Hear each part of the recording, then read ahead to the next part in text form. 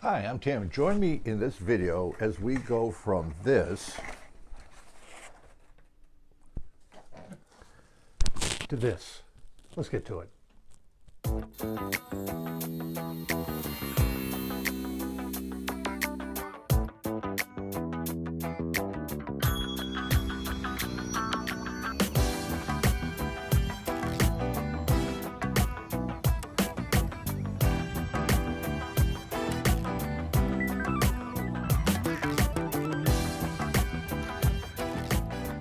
In this video, we're going to go through the build of the SkyLeaf ST from Futaba. That was very nicely offered to me by the folks at Futaba. Thank you, SkyLeaf, for your help with this. And what we'll do is the unboxing of this kit, the build of it step by step, show you how their manual works with the steps that I've taken. I'll include some changes I've made in the build that I think make it a little bit better model. Take it out to the field for a test flight, and it'll be an overall view of this aircraft. Let's take a look at the Futaba website. It gives a couple pictures of the airplane, where you can buy it to include the control components. Also, there's a very nice color photo illustrated manual how to build the airplane. We'll show you how to get that from the website, and we will be using this manual to build the aircraft itself. So let's take a look at the website. This is the Futaba USA website. Website shown here. Very complete website with a bunch of stuff on there from the folks at Futaba. The SkyLeaf is available through a wide range of mail order places, as well as over 300 retailers in the U.S. or on the website here itself. So we'll go up to the products. We'll go down to the SkyLeaf planes. That'll bring us here, and we'll click on the SkyLeaf ST, and there is the kit right there. Just add to the cart.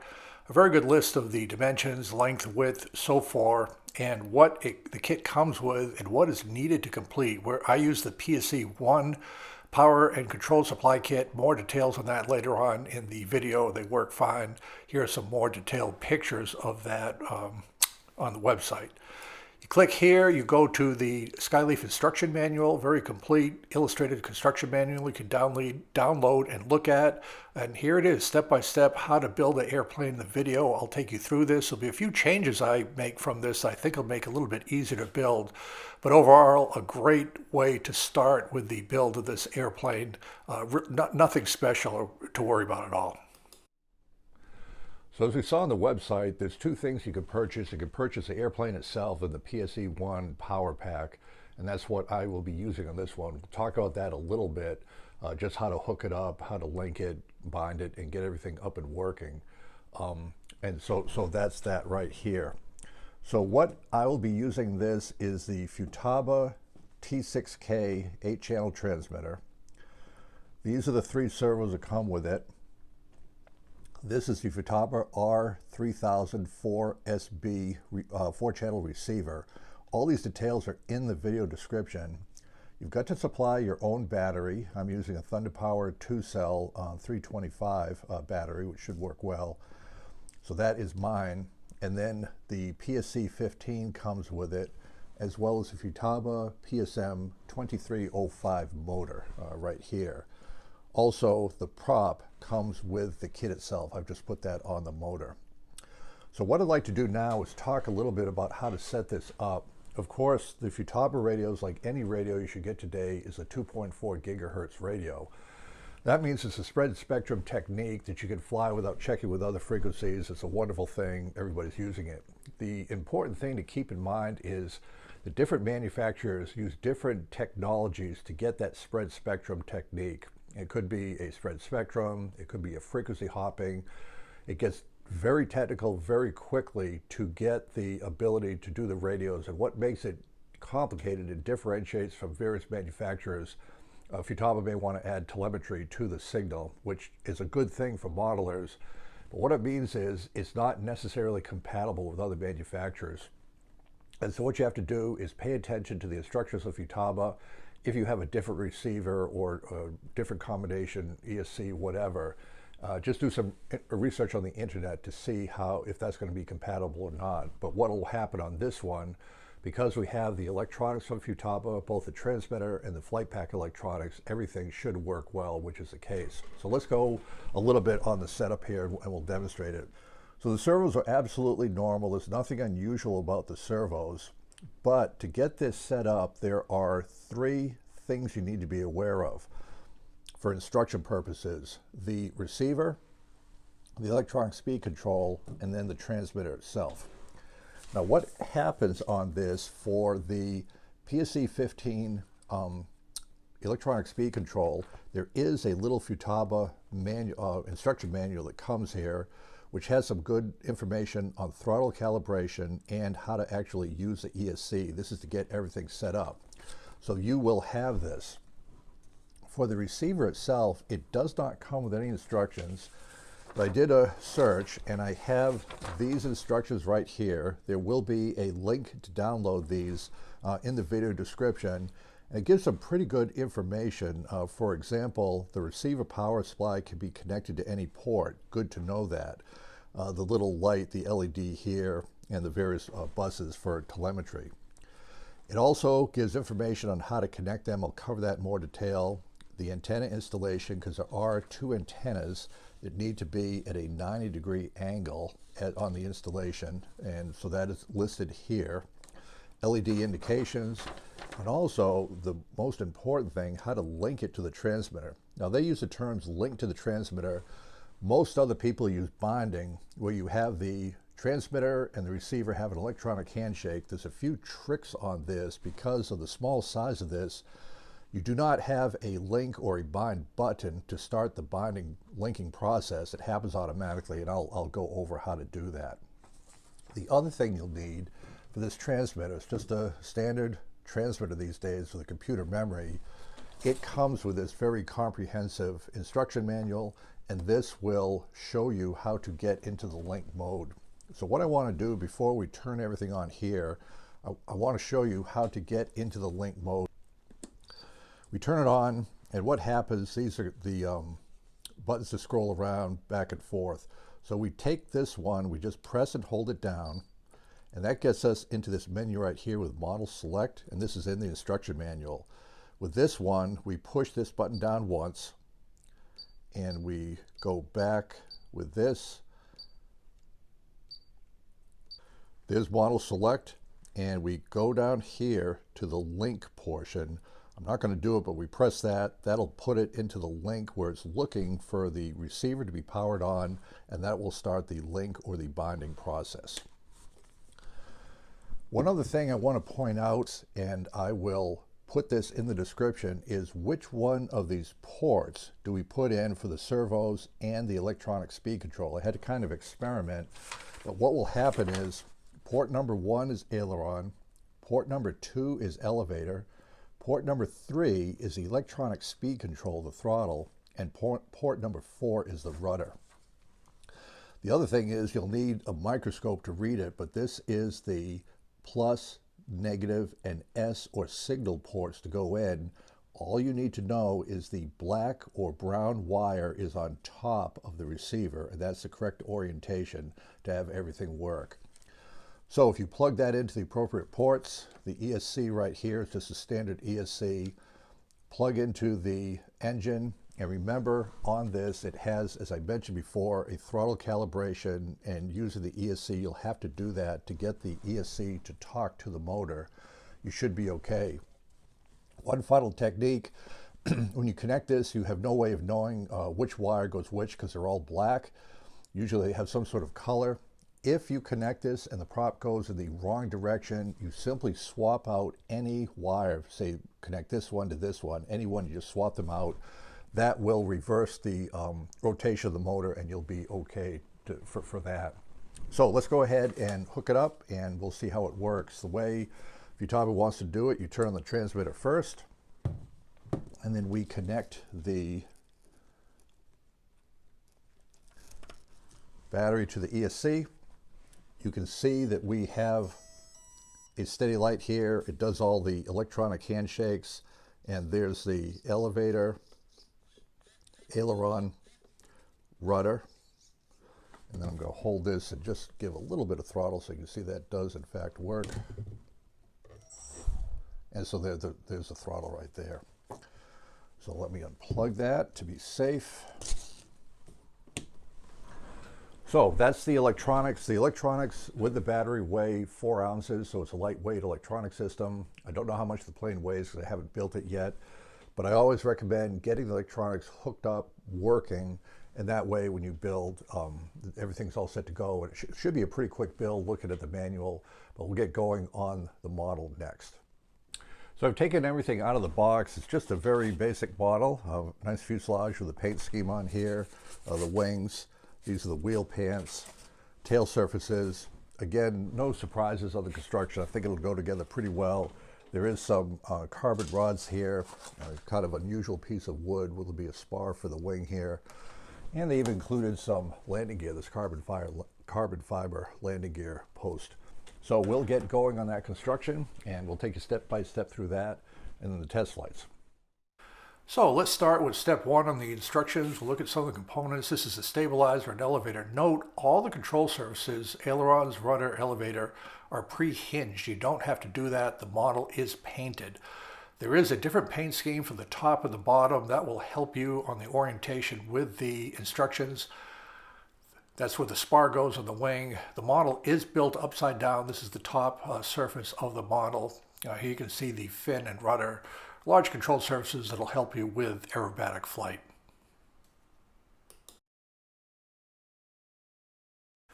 So we'll begin at the beginning per the instructions. This is the bottom of the model. It's very clear from the coloring. That's where the front and rear portions of the fuselage meet, and this is all guided by how it keys into the wing. And you can see the wings have little rounded notches that go in. The one on the left is bigger than the one on the right. That'll help keep you orientated on the correct orientation. Again, we're building upside down, and that's the aileron that I'm showing right there. So you can just trial fit those. Everything fits in fine. That's the top, and you can see that if you don't have the correct orientation, the holes don't match up. There, the smaller key works with the smaller notch for the wing. So we put that down in place and take a look at where the rear of the fuselage goes. Again, that's notched in with the proper size notches, and the break in the fuselage is where the spar goes, the wooden spar, to connect both wing halves.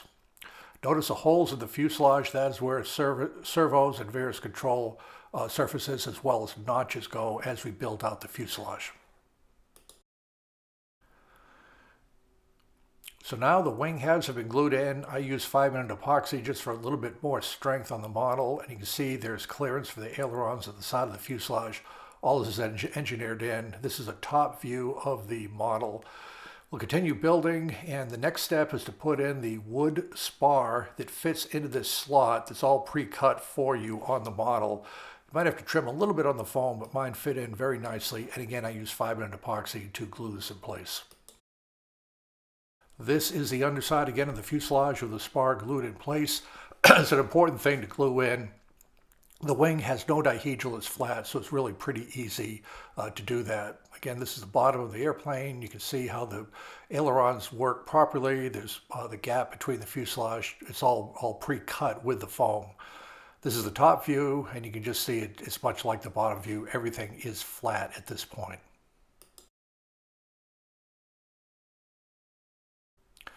We will start now with adding the tail components to the fuselage. You can see there's that little notch to help the stabilizer fit in properly. The colors will match up to make sure you're on the correct side of the stab for the build of the fuselage. It tracks the illustrated construction guide very well. This is the completed tail section in place. Again, everything's flat, just the very small stabilizer and the elevators. Everything's in place, the front and the rear.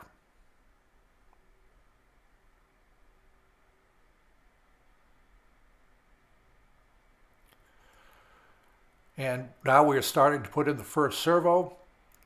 This will be the elevator servo. I use a hot glue gun to keep the servo in place. That worked fine for me. Again, it's very clear from the instructions how to do that. Here we have the aileron servo put in place, and this is done before the fuselage is completed. And there's an instruction flow. Everything will work out okay if you follow the sequence of the instruction.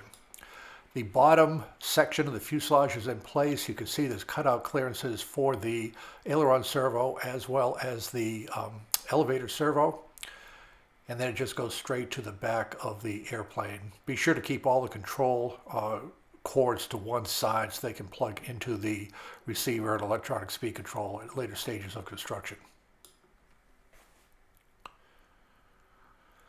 These are the supplied plastic control horns. They fit into slots in the ailerons, just very easy to fit in. Again, I used a hot glue gun to put those in place. The instructions have a technique for ball and link installation on the control surfaces. I'll go into more detail with the description. I found that just cumbersome and hard to install.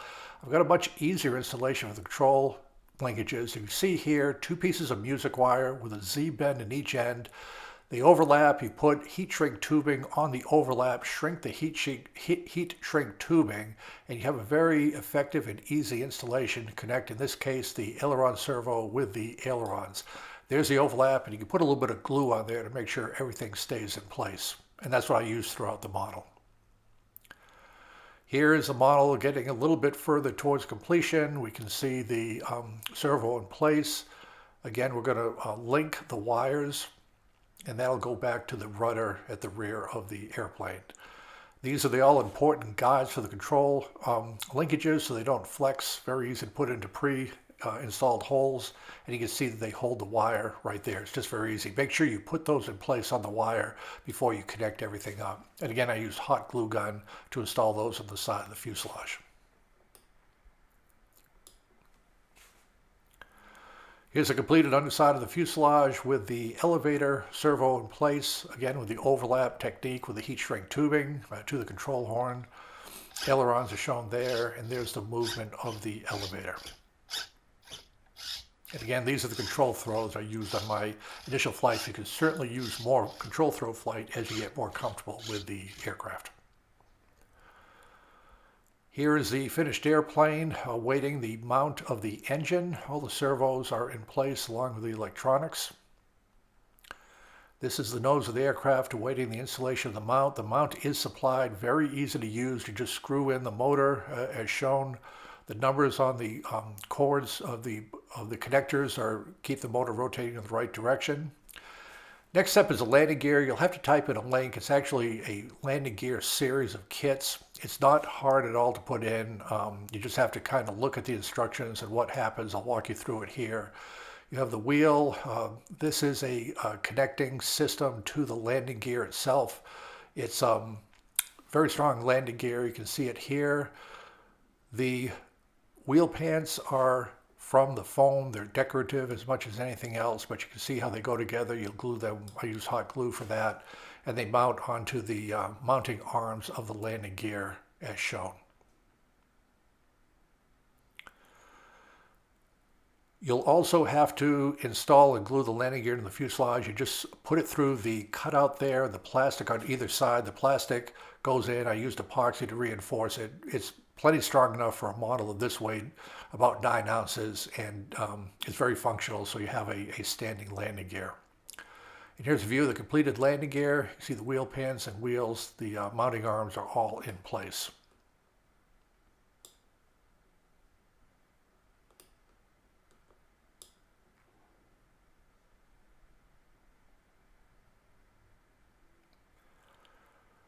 And finally, the completed model is ready for inspection. Notice the 2 fish weights I put in for nose balance. We've completed the build of the SkyLeaf, and it went together very well. Here is the completed model, the top and the bottom, about a 32.5-inch wingspan, probably about a 9.5-ounce weight with all the Futaba components on it. It went together very well. You saw that through the video. So let's talk about a few things now that it's completed.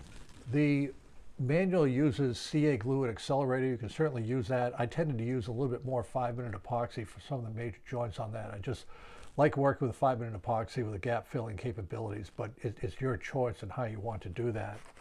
I also use a hot glue gun for a lot of the installation of the servos and some of the smaller components, the control horns.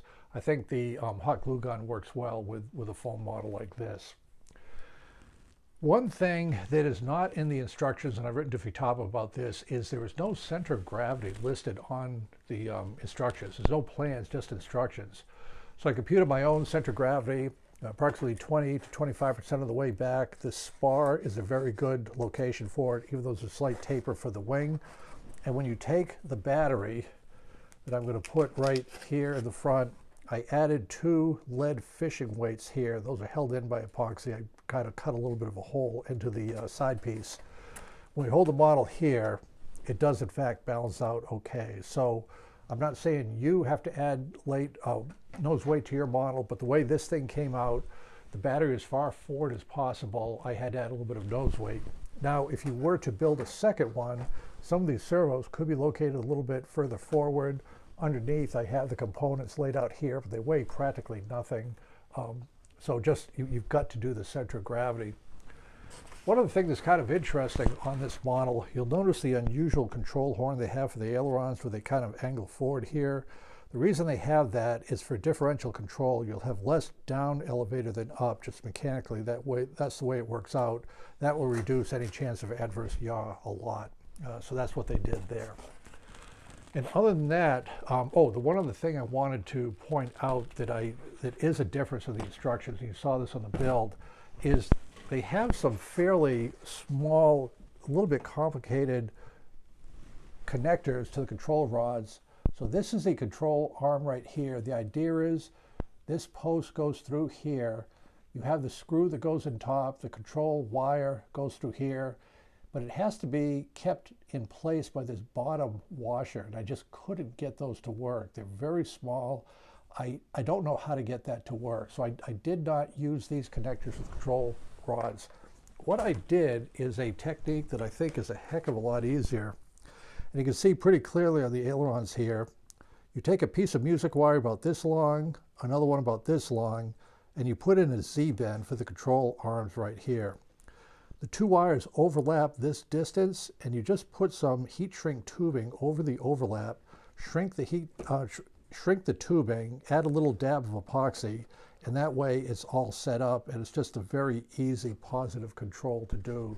I did that for the rudder. You can see right here with the overlap, the Z-bends, as well as the elevator, which is right over here.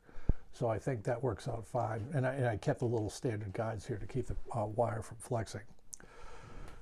Other than that, it was, let me just mention a little bit about the landing gear. In the instructions, this is the landing gear. You have to go to a separate document for how to build the landing gear. The landing gear is actually a separate kit that they use on similar profiles. Not hard to do. You drill a couple of holes for the wheels. It goes through the fuselage. These side plastic plates hold it in place. I used epoxy for it. You just glue all this together. So it's a kind of fun way to give the effect of wheels on the bottom of the aircraft. Are hitched up on the model, and you see the elevator, rudder, and then aileron. Notice there's tons of aileron and the throttle. I think there'll be plenty of thrust with a 2-cell. Some applications you may use a 3-cell if you want. That'll be plenty of power. But this rate, I think everything's set to go. So I'm happy with the model. It went together well. Everything's in place, and we're looking forward to a good test flight once we get a good day at the field. We're out here at the field for the maiden flight of the SkyLeaf. Just a beautiful day, no wind, a little bit of fog burning off. And I think everything's all set. The plane is built, it'll balance out, and what we'll do here in a moment, after a quick pre-flight, we'll put on the battery, double check the center of gravity always, do a control check so you can see how the controls work. This is what they call an acro-style stunt trainer. It's printed on the side of the fuselage. So when you look at the directions, there's all sorts of control throw you can have with full throw, and even a 3-cell battery. I think it'll be a quite aerobatic airplane, but we'll try reduced throws for this test flight here. And now we'll hook up the battery, see how it works, and try it for a test flight. So now I'll do the controls check. So the elevator, rudder, ailerons, and they're in the right direction, and we'll just touch the throttle. All right. So this is a maiden flight. Charles did a great job with the hand launch, and this was the first flight. The pull-up, I had it trimmed a little bit nose down. That was just the way the trim came out, and so the plane flies wonderfully. It's what I call an honest flyer. Wherever you point it, it's going to go. I'll need a few more flights to trim it out. This video will show the first 2 flights. but it absolutely goes where you point it. It's a very honest flyer. This is at reduced throttle just so we can try to get a little bit close in for the camera and show you the airplane. But very, very happy with the way the airplane flies. It just is a pleasant, easy to fly aircraft that can do about as much of the aerobatics as you want, just depending on your power and control throw.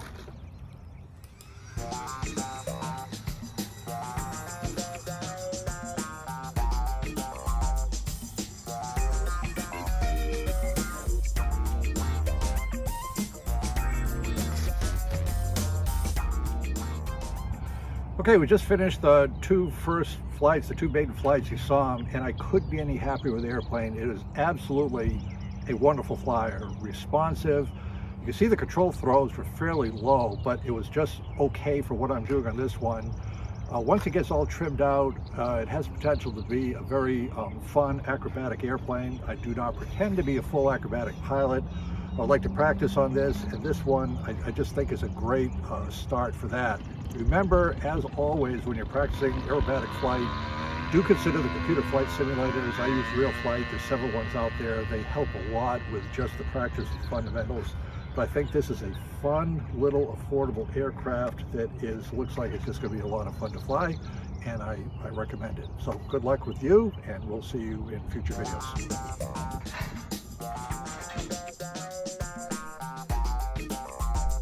Rudy.